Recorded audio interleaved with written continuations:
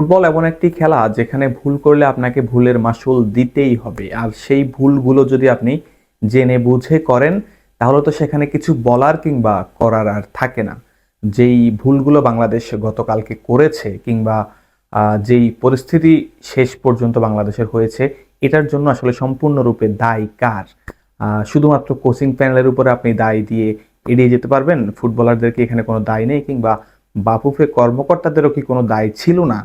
আপনি যদি একদম একাদশ থেকেই শুরু করেন, আমরা সবসময় দেখি কাবরেরা তার একটা মুখস্থ একাদশ কিন্তু পেশ করেন, যেটা আসলে আমরা অনেক খারাপ বলি।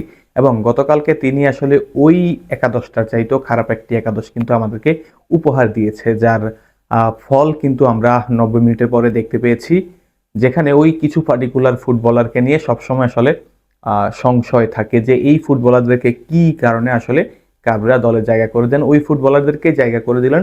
আলটিমেটলি তাদের কারণে আসলে আমরা ম্যাচটা হারতে হলো। বাংলাদেশ কি ম্যাচটা খুব খারাপ খেলেছিল? বাংলাদেশ খুব খারাপ ম্যাচ খেলেনি।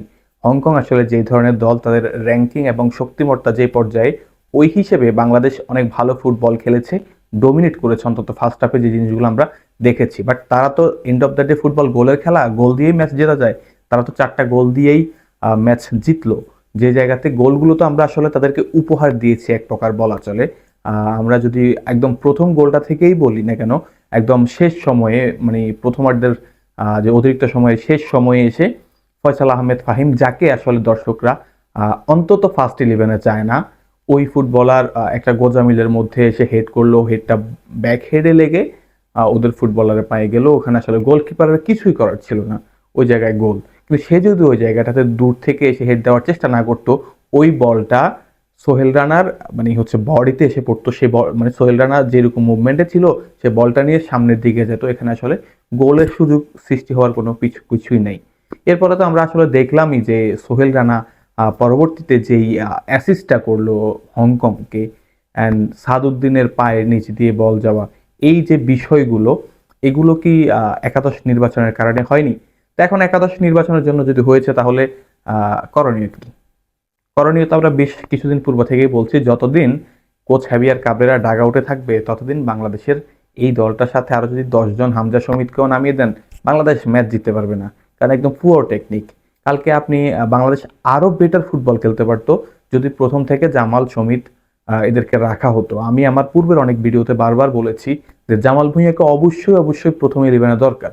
সমিত সমীর বিষয়টা কিছুটা কনসিডার আপনি করতে পারেন যে তার 27 ঘন্টার একটা জার্নি ছিল, বাট জামাল ভুঁইয়া, হয় জামাল ভুঁইয়া, সোহেল রানা জুনিয়র কেন? তার জায়গায় কেন কাজিম শাহ না? কেন কাজিম শাহকে 23 দলের স্কোয়াডেই রাখা হলো না? তো এই প্রশ্নগুলোর উত্তর আসলে দিন শেষে কে দেবে? আহ মানে আমি খুবই আপসেট ছিলাম, মানে রাতভর ঘুমাতে পারি নাই। প্রথম রাত ঘুমাইতে পারি নাই, ম্যাচের আগের দিন রাতে ঘুমাইতে পারি নাই, কালকে ম্যাচ কি হবে না হবে, কেমনে কি, আর ম্যাচের পরে এটা এভাবে কেন হইলো এভাবে কেন হইলো, এগুলা করতে করতে না আসলে ঘুমাইতে পারলাম না। এই যে দিন শেষে সমর্থকদের দুঃখ ভরাক্রান্ত মন নিয়ে আসলে ঘরে ফিরতে হয়। শুধুমাত্র যে এই বিষয়গুলো আমাদের সমর্থকদের হয় তেমন না, আমাদের যাদের আসলে অত্যন্ত ডেডিকেশন আছে দলের প্রতি, এরকম প্লেয়ারদেরও তো আসলে এই জিনিসগুলো উপলব্ধি হয় যে আসলে তারা তো দিন শেষে চেষ্টা করছে, কিন্তু তবুও রেজাল্ট নিয়ে আসতে পারছে না। অ্যান্ড এই তো বাংলাদেশ আবার গেল 14 তারিখে অক্টোবরের হংকংয়ের সাথে অ্যাওয়ে ম্যাচ। ওটা তো এই ম্যাচের চাইতে আরো বেশি কঠিন হবে, যেহেতু অ্যাওয়ে ম্যাচ এবং হংকং নিজের মাঠে বেটার ফুটবল খেলবে, তাদের দর্শক থাকবে। বাংলাদেশের হংকংয়ের তো এই ম্যাচে বলার মতো কিছু দর্শক ছিল, সেটা তো আসলে বাংলাদেশেরও থাকবে না।